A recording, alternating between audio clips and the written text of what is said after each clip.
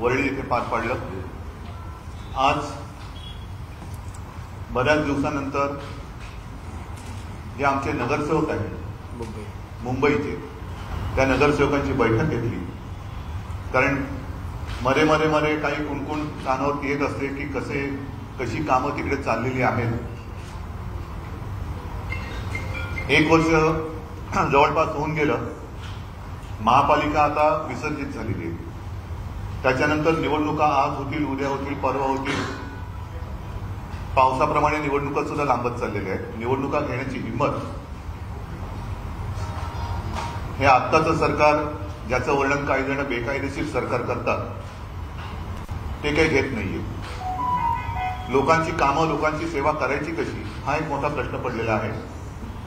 पैसा उधळला जातोय, खर्च केला जातोय, त्याला जाब विचारणारं कोणीच नाहीये.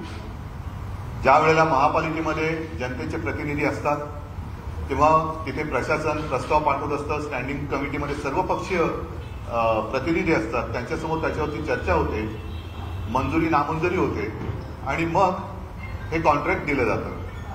आता आपण पाहतो की वारेमाप उधळपट्टी चाललेली आहे. मग ती रस्त्याच्या नावाने असेल, G20च्या नावाने असेल, आणखीन कशाची असेल. मुंबईला मायबापच कोणी राहिलेलं नाहीये. सगळं काय आहे ते लुटालुटच चालू आहे. आणि या महापालिकेतल्या भ्रष्टाचाराला वाचा फोडण्यासाठी, जाब विचारण्यासाठी येत्या 1 जुलैला शिवसेना महापालिकेवरती विराट मोर्चा काढणार आहे. या मोर्चाचं नेतृत्व शिवसेना नेते करतीलच, आदित्य करेल. लोकांच्या मनामध्ये जी एक खदखद आहे, कारण तुम्हाला सगळ्यांना माहिती आहे की एक काळ असा होता की महापालिका, मुंबई महापालिका ही जवळपास 650 कोटी तुटीमध्ये होती. त्याच्यानंतर शिवसेनेने कारभार जेव्हा सांभाळला तेव्हापासून आतापर्यंत जवळपास 92,000 कोटीच्या ठेवीपर्यंत महापालिकेची तिजोरी आमच्या कारभाराने म्हणा किंवा आमच्या सहकार्याने म्हणा त्याच्यात भर पडली. आणि हे सगळे पैसे काही महापालिकेचे होते असं नाही, त्याच्यामध्ये काही ठेवी होत्या. आणि या ठेवींमधनंच मग तो कोस्टल रोड असेल, आणखीन काही असतील, जनतेच्या उपयोगाची कामं आणि योजना महापालिका पार पाडते. आता मात्र कोणतेही काम असलं तरी बेधडकपणाने महापालिकेचा पैसा वापरला जातोय. माझ्या कानावर असं आलं की जवळपास आतापर्यंत साधारणतः 7,000 ते 9,000 कोटी त्या FD मधनं वापरण्यात आलेले आहेत. हा जनतेचा पैसा आहे आणि या जनतेच्या पैशाची लूट, त्याचा हिशोब हा जनतेला त्यांना द्यावाच लागेल. आणि तो हिशोब, त्याचा जाब विचारण्यासाठी येत्या 1 तारखेला 1 जुलैला मुंबई महापालिकेवरती शिवसेना विराट मोर्चा काढणार आहे. आणि मला माहिती आहे की तेव्हा आयुक्त असतील नसतील, पण शेवटी मुंबईकरांच्या मनातलं असंतोषाचं एक प्रतीक आहे, त्याला वाचा फोडणं आहे, ते आम्ही करणार आहोत. तर आपण सगळे प्रतिनिधी तेव्हा उपस्थित असालच. बाकी मला जे काही बोलायचं होतं ते 1-2 दिवस मी बोललोच आहे. याही पुढे जेव्हा बोलायचं असेल तेव्हा बोलेन. आपल्या मनात काही प्रश्न असतील तर विचारा. मला तसं काही वेगळंच आणखी काही सांगायचं. मुंबई महापालिकेच्या कारभारासंदर्भात 2 वर्षाचा जो कालावधी होता 2021 यामध्ये 12,000 कोटी रुपयांच्या कामासंदर्भात इन्साईट नेमण्याचं त्या गावाला या पूर्वी सत्ता काळात हे याला म्हणतात चोराच्या उलट्या बोंबा. कारण 2.5 वर्षाच्या काळामध्ये जो काही आहे, मग 92,000 कोटीच्या ठेवी राहिल्या कशा, आणि त्याच्यामध्ये सगळे पक्षीय जेव्हा लोकप्रतिनिधी होते, कॅगच्या अहवालात सुद्धा तसं काहीच नाहीये. आणि महापालिकेचा हिशोब एपिडेमिक ऍक्ट होता, डिझास्टर ऍक्ट होता, त्यावेळेला सुद्धा विदाऊट टेंडर अशी कोणती गोष्ट झालेली नाहीये. कारण माननीय पंतप्रधानांनी सुद्धा पंतप्रधान मदत निधी जो काही होता त्याच्यावरती कोणी जाब विचारणारे ठेवलेलंच नाही. पण महापालिकेच्या खर्चावरती मात्र सगळ्यांचं लक्ष होतं आणि त्याच्यात कुठेही भ्रष्टाचार झालेला नाहीये. एकूणच या चोराच्या उलट्या बोंबा म्हणतात ते, याला स्वतःच चोर चोर ओरडलं म्हणजे लोक तुम्हाला म्हणजे ओरडणाऱ्याला सोडून दुसऱ्याकडे बघतात. कार्यकर्त्यांना वनफोर्टीच्या नोटिसात देत काही कार्यकर्त्यांना ताब्यात घेतलं जाते, अटकेत घेतलं जाते. कारण काय? प्रतिबंधात्मक कारवाई म्हणून. पण कशासाठी? ज्या पद्धतीने सोशल मीडियामध्ये काही ठराविक गोष्टी. हो, काय त्याचा विरोधात विषय काय? गद्दार दिनानिमित्त म्हणजे आज जागतिक गद्दार दिन आम्ही मागणीच केलेली आहे संजय राऊतांनी. काय कोण केली? योनोकडे का कोणाकडे करतात कारण ते निवडणूक आयोगाकडे नाही ना. राज्यभरात अटक सत्र हे सुरू झालेले आहे, तुमचं काय निघतं? नाही, शेवटी गद्दार किती झालं तरी गद्दारच राहणार. आणि मला एवढंच म्हणायचं की असंतोषाला कुठे वाचा उडायला देऊ नका, कारण लोकांच्या मनात असंतोष धुमसतोय आता. आणि याने किती काही म्हटलं तर याच्या कपाळाचा गद्दारीचा शिक्का काही पुसला जाणार. 17 प्रकरणात संजय राऊत यांना 17 प्रकरणात संजय राऊत यांना अटक झाली होती ईडीकडून. त्यानंतर आता राज्य सरकार स्वतंत्रपणे त्या निवृत्त न्यायाधीशामार्फत चौकशी करणार असल्याचं समजतंय. एकंदरीत महापालिकेची नाही एक बघा काय वाटतं? नाही, एकूण त्यांच्यावरती जे काही आरोप केले जात आहेत त्याच्यावरती कुठेही चौकशी होते असं दिसतच नाहीये. उलट रोज क्लीन चिटा मिळतात, याला क्लीन चिट, त्याला क्लीन चिट, त्याला क्लीन चिट. ते सगळं ठीक आहे. या सगळ्या चिटा आम्ही आमचं सरकार आल्यानंतर काढू आणि त्या क्लीन चिट कोणी दिल्या, कशा दिल्या याची सविस्तर चौकशी करू. जरी कोण निवृत्त झाला असेल तरी करू. राजकीय केली जाऊ शकते एसआयटी चौकशी. मुंबई महापालिकेच्या निवडणुका आहेत आगामी आणि त्यामध्ये ते म्हणतात की भ्रष्टाचारचे खरे चेहरे समोर येतील. येऊ देत. आम्ही त्यांचा तो भेसूर चेहरा आहे तो समोर आणलेला आहे.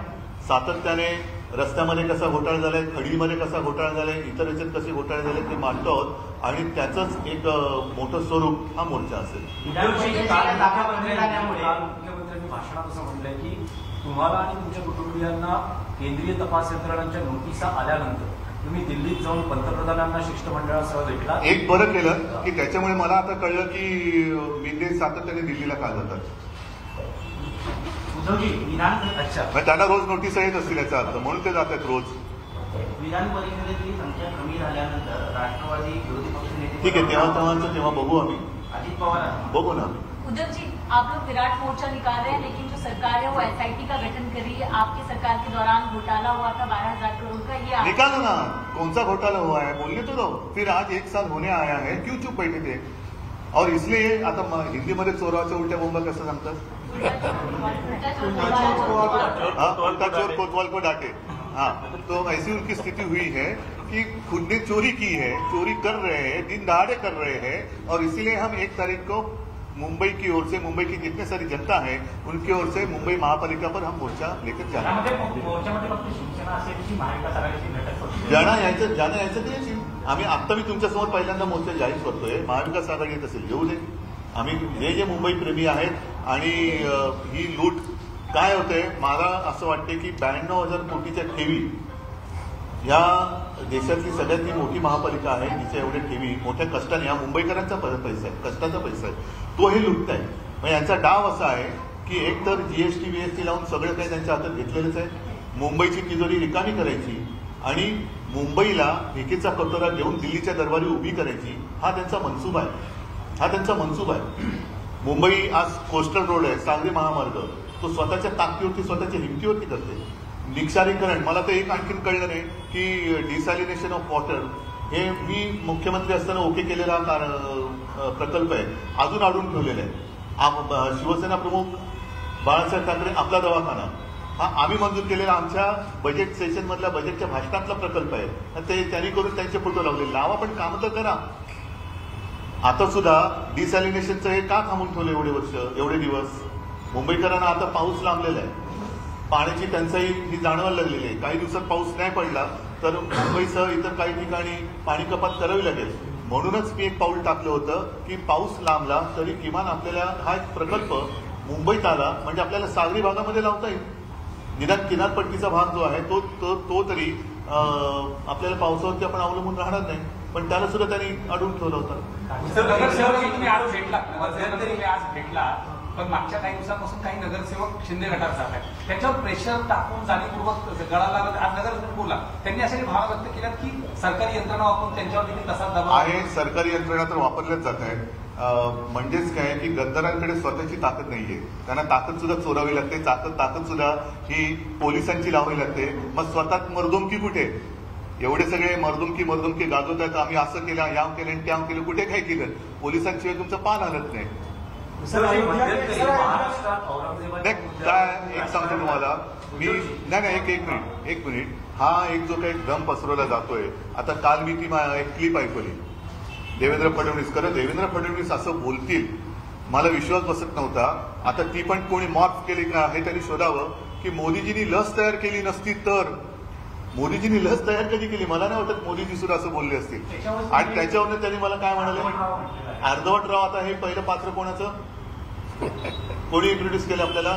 रामदास पार्टे, बोलका बावला. आता मला अर्धवट राव म्हणत असतील तर हे दिल्लीश्वरांचे काय आवडाबाई आहेत का? कारण त्यांची 2 पात्र होती, अर्धवट राव आणि आवडाबाई, पण ते पण दिसत नाही. आता ती नावडाबाई झालेली आहे. पण मोदीजींनी लस तयार केली ह्या वाक्याला काय अर्थ आहे का? पूर्ण क्लिप ऐकली नाही, पण ते वाक्य तर आहे ना. आणि ते जर नसतं तर आपण कटोरा घेऊन बसलो असतो वगैरे. हे म्हणजे कोणत्या जगात तुम्ही राहताय? लोकांना मूर्ख का समजता? बरं, 17 कोटी लस ही एकदा तुम्हाला माहिती आहे, हे मी मुख्यमंत्री असताना तेही जाहीर केलं होतं की लस विकत घेण्याची तयारी आपण दाखवली होती की आम्ही 1 रकमी चेक देतो, आम्हाला पाहिजे तेवढी लस द्या. नाही दिल्या. पण आम्ही कुठेही केंद्रावरती दोषारोप केलेले नाहीये. केंद्राने त्यावेळेला पीपी किट कुठून आणले, त्याची खरेदी कशी झाली, त्याच्यात घोटाळा झाला का, N95 मास्क कुठून आणले, हे कुठून, रेमडेसिवीर कुठून आणले, टेंडर काढली होती का, आम्ही कुठे विचारतोय? मध्यंतरी औरंगजेबाच्या मुद्द्यावर महाराष्ट्रात बरंचसं राजकारण आहे. अगदी मोर्चे निघाले, दंगलीपर्यंत परिस्थिती गेली. पण तुमचे जे नवे मित्र आहेत, प्रकाश तांबे, मला असं वाटतं, नाही एक मिनिट तसं एक जेव्हा आमची युती होती तसं आपले आडवाणी साहेब सुद्धा जिन्याच्या कबरीवरती नतमस्तक झाले होते. आणि नवाज शरीफच्या वाढदिवसाला केक खायला आपले पंतप्रधान गेले होते.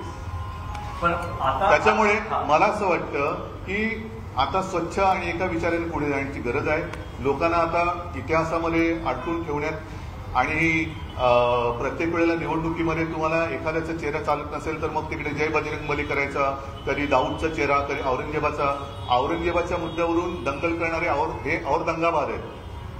यांना मी औरंगाबाद म्हणतो, कारण यांना दंगली पेटवायचे आहेत आणि कारभार करायचे. उद्धव जी, 2024 के इलेक्शन नजदीक आ रहे हैं और उसी के साथ साथ दिल्ली में अब यूनिफॉर्म सिविल कोड की बात हुई है और यूनिफॉर्म सिविल कोड की वजह से अब उसका सारी चीजें महाराष्ट्र को भी देखने को मिल रही है. तो आपका हमें कोई आपत्ति नहीं है, लेकिन यूनिफॉर्म सिविल कोड में उनको ऐसे लग रहा है कि सिर्फ मुसलमानों को तकलीफ होगी और इसीलिए ला रहे हैं. ठीक है, उनकी बात हम तो सपोर्ट करेंगे, लेकिन हिंदुओं को भी क्या तकलीफ होगी कि नहीं होगी, सबके सामने खुलेआम रखो ना आपका. और यूनिफॉर्म सिविल कोड लाने से पहले गोवंश हत्या बंदी कश्मीर से कन्याकुमारी तक करो. कुछ राज्य उन्होंने क्यों छोड़े? त्रिपुरा में नहीं है, त्रिपुरा के उनके प्रदेशाध्यक्ष कहते हैं हम तो खाते हैं, हमारे यहाँ गोवंश हत्याबंदी नहीं होगी. मनोहर पर्रिकर साहब जब गोवा के मुख्यमंत्री थे तो उन्होंने कहा था कि यहाँ अगर गोमांस की कमी होगी तो मैं बाहर से लाऊंगा. दत्तात्रेय होसबड़े जी ने कहा है कि गोमांस खाने वालों को हम दरवाजा बंद नहीं कर सकते. तो क्या यूनिफॉर्म सिविल कोड में गोवंश हत्याबंदी आएगी कि नहीं आएगी? और दूसरी चीज ऐसी कि यूनिफॉर्म सिविल कोड म्हणजे मराठीत त्याला आपण काय म्हणायचं, समान नागरिक कायदा, वो हर चीज में होनी चाहिए. उनके ऊपर जो आरोप लगते हैं उनकी भी इंक्वायरी होनी चाहिए. वो जो आरोप लगाकर उनके पार्टी में ले रहे हैं उनकी इंक्वायरी क्यों बंद कर रहे हैं? क्यों आप सारे लोगों को डरा रहे हैं? तो सबको कायदा समान रखो सबको.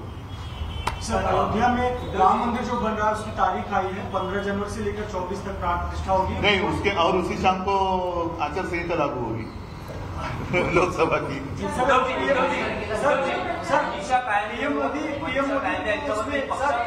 जाऊ दे, एवढा महत्वाचा विषय नाही. चला, मला वाटतं तुमचा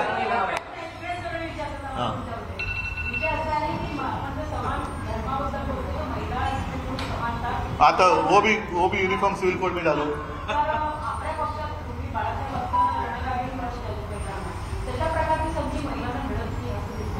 कुठे पदावर म्हणजे अजून मंत्रिमंडळात एक सुद्धा मंत्री नाहीये. नाही, एक सुद्धा मंत्रिमंडळात एक सुद्धा महिला मंत्री नाहीये. त्याच्यात मी आणखीन काय बोलू? महिलांना शिवीगाळी करणारे मंत्री होत आहेत पण महिला मंत्री होत नाहीये. महिलांचा अपमान करणारे, त्यांना शिव्या देणारे मंत्री होत आहेत पण महिला मंत्री होत नाहीये. हे कोणतं राज्य आहे? चला, मला असं वाटतं आभारी आहे. हा एवढं फक्त आज पुरे. जय हिंद, जय महाराष्ट्र.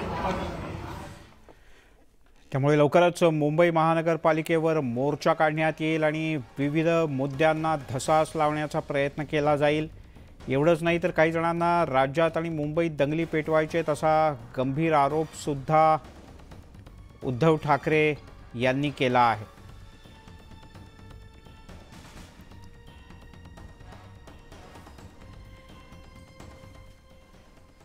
शिवसेना उद्धव बाळासाहेब ठाकरे पक्षाचे प्रमुख उद्धव ठाकरे यांनी आज मुंबईत सेना भवनामध्ये मुंबईतल्या सर्व माजी नगरसेवकांची एक महत्त्वपूर्ण बैठक बोलावली होती. यात गेल्या काही काळात कोण नाराज आहेत, अन्य कोण ठाकरे यांना सोडचिठ्ठी देणारे, यासह विविध मुद्द्यांवर चर्चा झाली. महापालिकेची पुढची रणनीती निश्चित करण्याबद्दल सुद्धा या बैठकीत चर्चा झाल्याचं कळतं. एवढंच नाही तर या मंत्रिमंडळात महिला मंत्री नाही याबद्दल सुद्धा उद्धव ठाकरे यांनी पुन्हा एकदा नाराजी व्यक्त केली.